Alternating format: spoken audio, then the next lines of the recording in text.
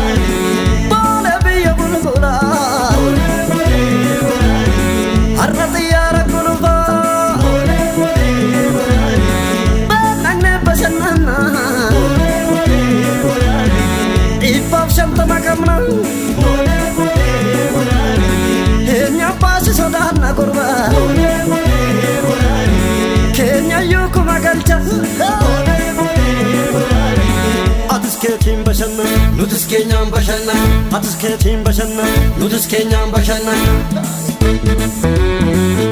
shakkii maaloo namni silaa nama maali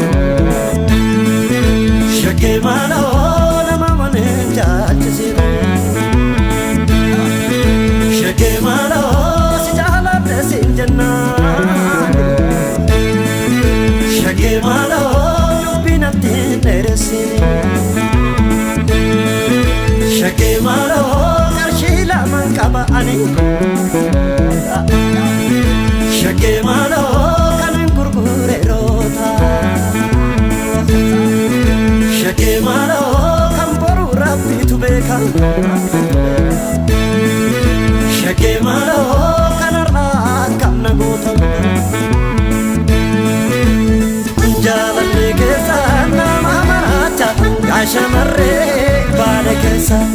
uffanni keessa nama bareecha yaa shamarree arsi keessa geera geera geera geera geera wajjin biyya gala geera geera geera geera geera wajjin biyya gala haasofni keessa nama bareecha yaa shamarree jimma keessa